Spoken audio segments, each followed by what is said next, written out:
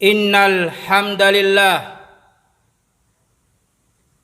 nahmaduhu wa nasta'inuhu wa nastaghfiruh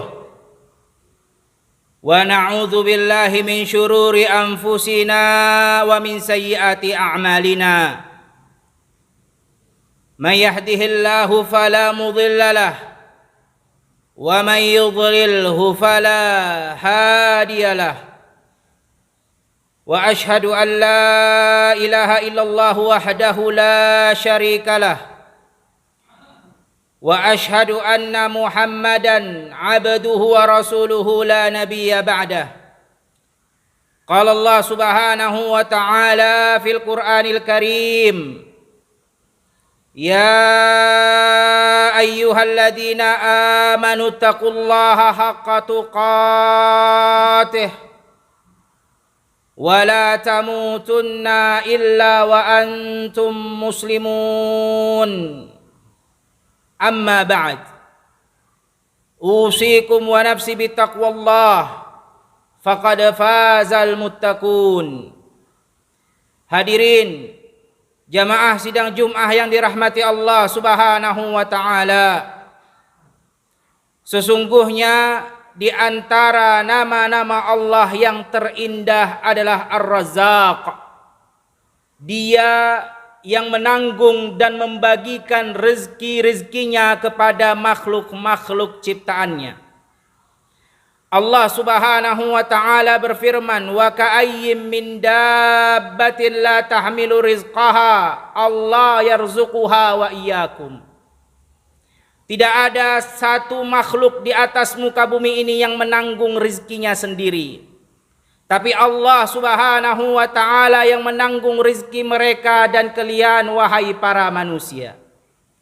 Akan tetapi Allah subhanahu wa ta'ala tetap memerintahkan kita untuk mencari rezeki tersebut. Oleh karena itu Allah subhanahu wa ta'ala berfirman, huwallazi ja'ala lakumul arda dhalulan famsu fi manakibiha wa kulu min rizqih. Dialah Allah yang telah menundukkan kepada kalian bumi ini, maka berjalanlah di atas bumi ini untuk mencari rezeki Allah subhanahu wa ta'ala. Ayyuhal muslimun rahimani wa rahimakumullah. Ketahuilah ada dua faktor yang mendatangkan rezeki Allah subhanahu wa ta'ala. Yang pertama adalah faktor duniawi dan yang kedua adalah faktor ukhrawi. Banyak di antara kita yang mengerti dan paham bahwasannya faktor duniawi itu dapat mendatangkan rezeki Allah subhanahu wa ta'ala, seperti bekerja, seperti menjadi dokter, seperti menjadi nelayan, seperti menjadi insinyur, seperti menjadi petani dan lain-lainnya daripada pekerjaan. Tetapi tidak sedikit di antara kita yang tidak mengerti dan tidak paham bahwasannya faktor ukhrawi juga dapat mendatangkan rezeki Allah subhanahu wa ta'ala. Bahkan dia yang lebih ampuh dan lebih utama dibandingkan faktor duniawi. Dan salah satu daripada faktor ukhrawi yang pertama dan utama yang dapat mendatangkan rezeki Allah subhanahu wa ta'ala adalah dengan kita berdoa kepada Allah subhanahu wa ta'ala. Kata Allah subhanahu wa ta'ala, wabtaghu indallahir rizq, maka mintalah dan berdoalah kepada Allah subhanahu wa ta'ala tentang rezekimu. Dan ingat, doa ini dapat mendatangkan keajaiban-keajaiban yang sangat dahsyat. Makanya kata Imam Asy-Syafi'i rahimahullahu ta'ala, atahza' bid-du'ai wa tazdarihi wa ma tadri bima sana'ad du'a'u. Apakah kalian meremehkan doa sehingga kalian meninggalkan doa? Kalian enggak tahu betapa hebatnya doa dapat mendatangkan keajaiban-keajaiban. Tapi sayang, seribu sayang, banyak di antara kita yang berdoa kepada Allah subhanahu wa ta'ala, tapi dia jadikan doa itu yang terakhir setelah usahanya. Ini salah. Tapi jadikanlah doa itu yang pertama dan utama. Karena doa adalah silahul mu'min, senjatanya orang yang beriman kepada Allah subhanahu wa ta'ala. Maka berdoalah terlebih dahulu sebelum kita berikhtiar. Sebelum kita berusaha, jangan dibalik. Kita berusaha terlebih dahulu, berikhtiar terlebih dahulu, baru terakhir kita berdoa kepada Allah. Ini salah ayuhal muslimun rahimani wa rahimakumullah. Kemudian daripada faktor ukhrawi yang kedua yang dapat mendatangkan rezeki Allah Subhanahu wa taala adalah dengan kita bertakwa kepada Allah Subhanahu wa taala. Kata Allah Subhanahu wa taala, "Wa man yattaqillah yaj'al lahu makhraja wa yarzuqhu min haitsu la yahtasib." Siapa yang betul-betul bertakwa kepada Allah, Allah akan berikan kepadanya solusi jalan keluar dari setiap permasalahannya, dan Allah akan memberikan kepadanya rezeki dari arah yang tidak dia sangka-sangka. Rezeki itu datang tanpa dia pikirkan. Rezeki itu datang tanpa dia rencanakan, tanpa dia usahakan. Allah yang berikan rezeki itu kepadanya. Asal kita bertakwa kepada Allah, melaksanakan perintah Allah, meninggalkan larangan-larangan Allah Subhanahu wa taala. Oleh karena itu, bagi siapa yang pernah merasakan rezeki Allah dari arah yang tidak dia sangka-sangka, tanpa dia pikirkan, tanpa dia usahakan dan dia rencanakan, bisa jadi itu adalah tanda ketakwaannya kepada Allah Subhanahu wa taala. Kemudian daripada faktor ukhrawi yang datang rezeki Allah Subhanahu wa taala karenanya, yang ketiga adalah dengan cara kita bersiraturahim. Kata Nabi Muhammad sallallahu alaihi wasallam, "Man ahabba an yubsata lahu fi rizqihi wa yunsa'alahu fi atharih falyasir rahimah." Ini adalah salah satu pintu rezeki Allah Subhanahu wa taala, yaitu dengan silaturahim. Siapa yang mau, kata Nabi Muhammad sallallahu alaihi wasallam, diluaskan rezekinya dan dipanjangkan umurnya, maka hendaknya dia sambung tali silaturahimnya. Kita korbankan sedikit waktu dan harta kita untuk membelikan hadiah, untuk diberikan kepada kedua orang tua, untuk diberikan kepada kakak, tante dan om. Kita telepon dan kita kunjungi mereka. Ketahuilah ayuhal muslimun rahimani wa rahimakumullah, tidak ada satupun orang yang sukses di atas muka bumi ini kecuali di balik kesuksesan itu dia menyambung tali silaturahimnya. Dia berbakti kepada kedua orang tuanya, dia bersiraturahim kepada keluarganya. Kemudian daripada faktor ukhrawi yang dapat mendatangkan rezeki Allah Subhanahu wa taala, yang keempat adalah kita senantiasa mendidik, mengajar dan memerintahkan anak dan istri kita untuk menegakkan salat. Kata Allah Subhanahu wa taala, "Wa'mur ahlaka bis salati wastabir 'alaiha. La nas'aluka rizqa, nahnu narzukuk." Kata Allah, senantiasalah perintahkan, bimbing anak dan istrimu untuk menegakkan salat, dan bersabarlah untuk terus mengajak mereka agar menegakkan salat. Allah tidak minta rezeki dari kalian, tapi Allah yang berikan kepada kalian rezekinya. Ayuhal muslimun rahimani wa rahimakumullah. Betapa banyak orang-orang yang mencari rezeki Allah Subhanahu wa taala banting tulang peras keringat pagi, siang dan malam dia lembur bekerja, tapi anak dan istrinya tidak dia perintahkan untuk menegakkan salat. Anak dan istrinya dia biarkan tidak salat, padahal itu adalah salah satu pintu rezeki Allah Subhanahu wa taala akan diberikan kepadanya. Oleh karena itu, ketika kita bekerja, jangan lupa untuk senantiasa memerintahkan anak dan istri kita menegakkan salat. Telepon mereka, cek mereka apakah sudah mereka menegakkan salat kepada Allah Subhanahu wa taala, karena dengan itu Allah akan berikan rezekinya kepada kita. Kemudian daripada faktor ukhrawi yang dapat mendatangkan rezeki Allah Subhanahu wa taala, yang kelima adalah dengan cara kita bersedekah. Rasulullah sallallahu alaihi wasallam bersabda, "Mana kasat sadaqatu min mal bal tazidu tazid."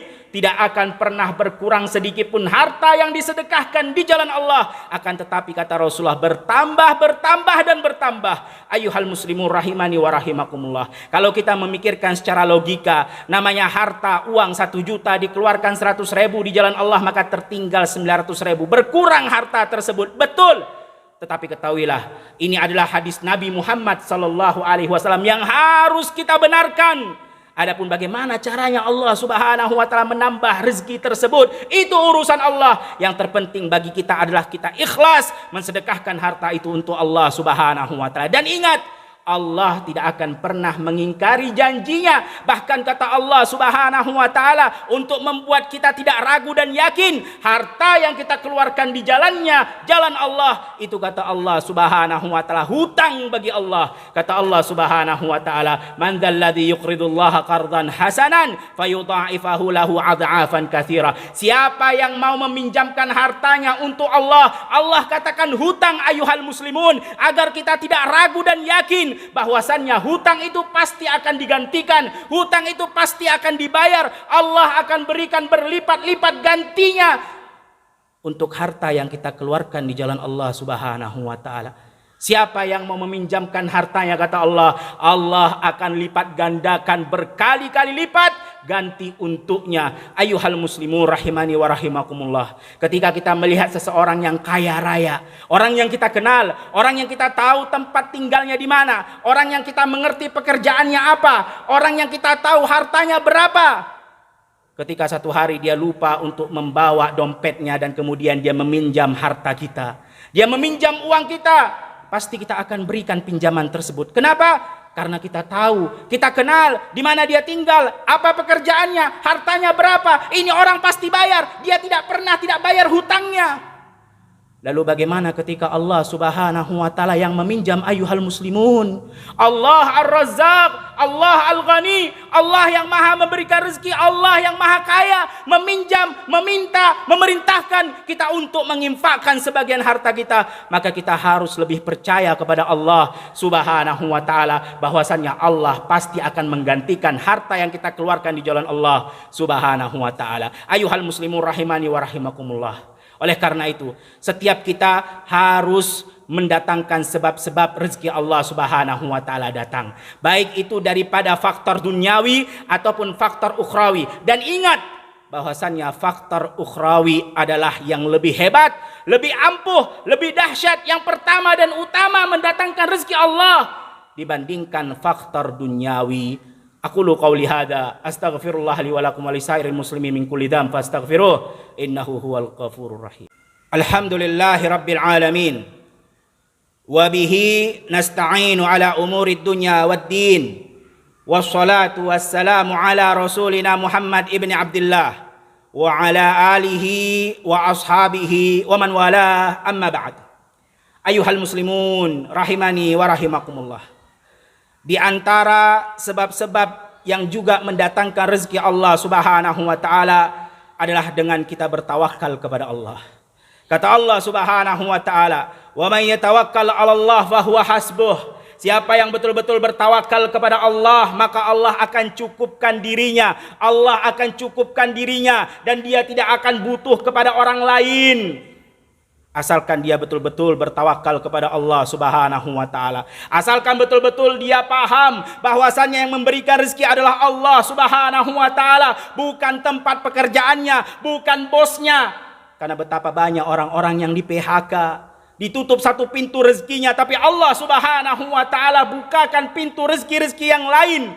Asalkan dia betul-betul bertawakal kepada Allah Subhanahu wa ta'ala, maka kita akan mendapatkan rezeki selayaknya burung. Ayuhal muslimun, perhatikan kata Nabi sallallahu alaihi wasallam, "Idza tatawakkaluna haqqa tawakkulih la razaqakum kama yarzuqut thair taghdu khimasan wa taruhu bitana." Kalau kalian betul-betul bertawakal kepada Allah dengan sebenar-benarnya tawakal, betul-betul dia mengerti Allah yang memberikan rezeki, sedangkan bos dan tempat pekerjaannya hanyalah perantara, bukan mereka yang memberikan rezeki kita, maka kita akan diberikan rezeki layaknya seperti seekor burung. Perhatikan seekor burung.